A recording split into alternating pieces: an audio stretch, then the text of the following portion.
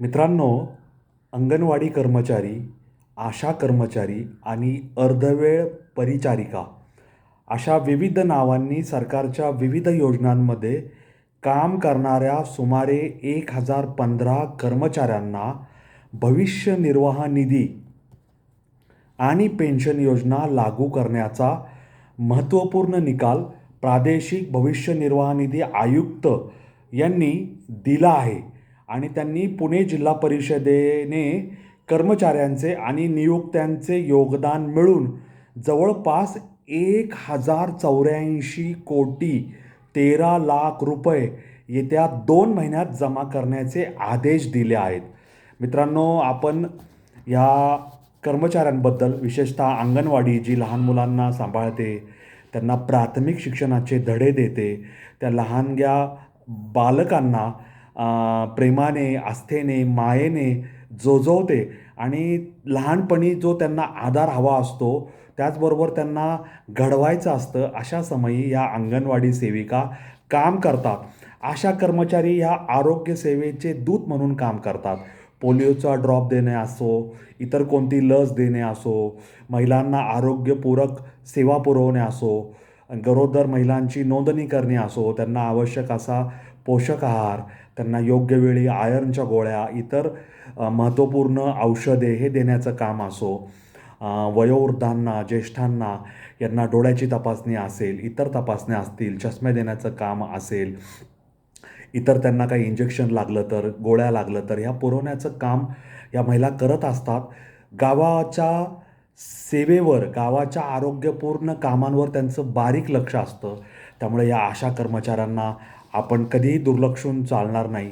अर्धवेळ परिचारिका म्हणजे अंशकालीन अशा ज्या नर्स आहेत, त्या नर्ससुद्धा आरोग्यसेवेमध्ये महत्त्वाची अशी भूमिका बजावत असतात. डॉक्टर आहे आणि नर्स नाही असं कधी चालेल का? रुग्णांना वेळेवर औषध देणार कोण? इंजेक्शन लावणार कोण? सलाईन लावणार कोण? हाताला सुई लावून त्या सलाईनच्या बाटल्या, ग्लुकोजच्या बाटल्या त्यांच्या शरीरात व्यवस्थित होत आहेत का नाही यावर निगराणी ठेवणार कोण? लक्ष ठेवणार कोण? रुग्णाचं आरोग्य, रुग्णाला मदत करणं, रुग्णाला आधार देणं, अशा पद्धतीचं काम हे परिचारिक करत असतात. ह्या 3 नावांनी सरकारच्या विविध योजनांमध्ये, खात्यांमध्ये काही हजार कर्मचारी किंवा काही लाख, देशभराचा विचार केला तर काही लाख, काही कोटी कर्मचारी काम करत असतात.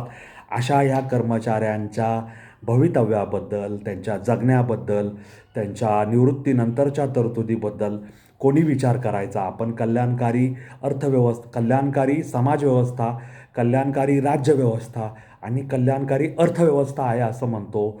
मग या गोरगरिबांच्या सामाजिक, आर्थिक आणि त्यांच्या वैयक्तिक अशा जीवनात त्यांना आधार बनण्यासाठी किंवा त्यांना आधार प्रदान करण्यासाठी आर्थिक तरतुदी आवश्यक असतात.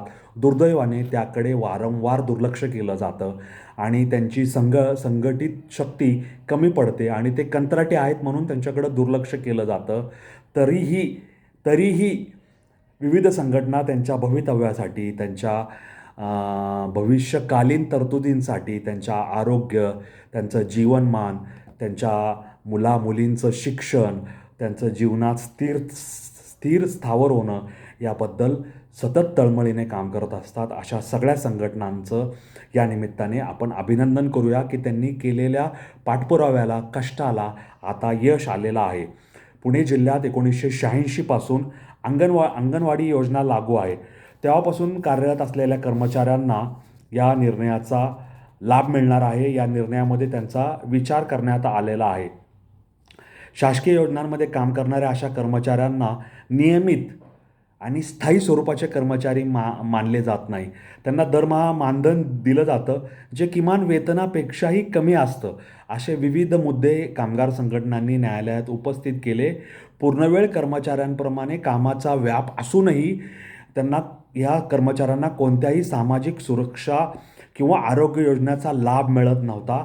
आर्थिक जी सुरक्षितता आहे, म्हणजे निवृत्ती वेतन असेल, त्याच्यानंतर विमा असेल, गटविमा असेल, त्याच्यानंतर निवृत्ती वेतन असेल, ग्रुप प्रॉव्हिडंट फंड म्हणा किंवा अशा ज्या योजना आहेत त्यांचा लाभ मिळत नव्हता आणि त्यांना खाजगी क्षेत्रातील नियमसुद्धा लागू होत नव्हते आणि कायमस्वरूपी त्यांची नोकरी नसल्यामुळे सरकारी भविष्य निर्वाह निधी मिळण्यातसुद्धा त्यांना अडचणी येत होत्या. अशा कात्रीत हे कर्मचारी काम करून कष्ट करूनसुद्धा अडकलेले होते.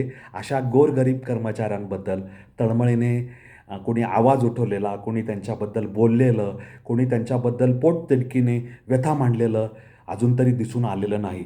परंतु ज्या विविध संघटना आहेत कामगार क्षेत्रात काम करणाऱ्या, त्यांनी याबाबत आपला लढा तीव्र केला होता आणि यांचं जे म्हणणं आहे, मांडणं आहे, न्यायोचित असं त्यांचं म्हणणं आहे ते सरकार दरबारी विशेषतः न्यायालयात नेलं होतं आणि त्यांच्या कष्टाला, कार्याला भविष्य निर्वाह निधी आयुक्त यांनी योग्य तो कायदेशीर मुद्द्यांचा आधार घेऊन किंवा कायदेशीर मुद्द्यांच्या आधारे त्यांची जी याचिका दाखल झाली होती तिचा अभ्यास करून त्याला कायदेशीर आधार पुरवून योग्य असा निर्णय देऊन जवळपास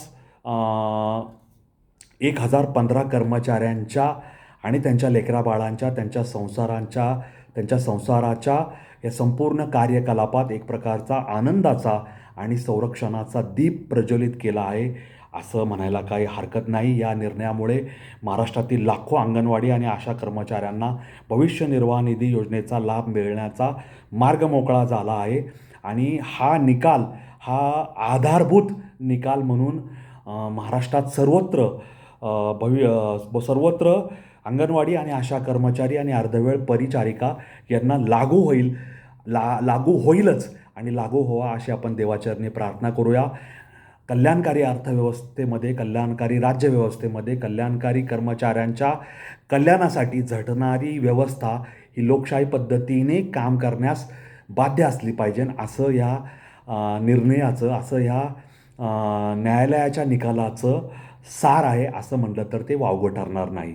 तेव्हा तुम्हालासुद्धा गोरगरिबांच्या शासकीय सेवांमध्ये पूर्णवेळ कर्मचाऱ्यांप्रमाणे राबणाऱ्या परंतु पूर्णवेळ कर्मचाऱ्याचे लाभ पदरात न मिळणाऱ्या अशा गोरगरीब अंगणवाडी सेविका, अंगणवाडी कर्मचारी, आशा कर्मचारी सेविका, अर्धवेळ परिचारिका आणि इतर वर्ग 3 आणि वर्ग 4 मधल्या कंत्राटी स्वरूपाच्या कर्मचाऱ्यांच्या सुखदुःखाबद्दल काय वाटतं ते तुम्ही मला कॉमेंट बॉक्समध्ये लिहून जरूर कळवा. आपण या सगळ्यांबद्दल विचार करायला हवा. आपल्याला जसं निवृत्ती वेतनाचा लाभ मिळायला हवा, पब्लिक प्रॉव्हिडंटचा लाभ मिळायला हवा, ग्रॅच्युटी मिळायला हवी, अंशदान ज्याला म्हणतात, रजा वेतन, निवृत्ती वेतन, अंशदान मिळायला हवं, आरोग्य सुविधा मिळायला हव्यात, सुरक्षितता मिळायला हवी, फॅमिली पेन्शन मिळायला हवी, तसं बाकीच्यांना मिळायला नको का? सगळं तूप आपल्या पोळीवर वाढून घेऊन कसं चालेल? इतरांचासुद्धा विचार करायला हवा. घासातला घास इतरांना देणारी आपली संस्कृती आहे. शासन दरबारी हा प्रश्न मार्गी लागला. शासनाचे आभार, न्यायालयाचे आभार. या निर्णयासाठी लढणारे सेंटर ऑफ इंडियन ट्रेड युनियनचे अध्यक्ष तसेच सरचिटणीस आणि त्यांची संपूर्ण चमू ह्या सगळ्यांच्या कष्टाला चांगलं फळ आलं आहे. त्यांचेही आभार मानूया आणि ह्या सगळ्यांना धन्यवाद देऊया. तुम्हाला याबद्दल काय वाटतं मला कॉमेंट बॉक्समध्ये लिहून जरूर कळवा आणि असेच वेगळ्या वाटेवरचे व्हिडिओ पाहण्यासाठी माझा अनवट वाट हा YouTube channel like, share, subscribe करायला विसरू नका. एवढंच तुम्हाला माझं सांगणं आहे. माझ्या यूट्यूब चॅनलची लिंक तुमच्या ओळखीच्या लोकांच्या, मित्रपरिवार, आप्तजन, स्नेहीजन यांच्या व्हॉट्सअपला पेस्ट करायला विसरू नका आणि त्यांना या चॅनलची भेट दिली असं सांगा. त्यांनाही या चॅनलशी जोडून घ्या. धन्यवाद. जय हिंद, जय महाराष्ट्र, वंदे मातरम, जय श्रीराम, जय जगन्नाथ, जय सनातन. धन्यवाद.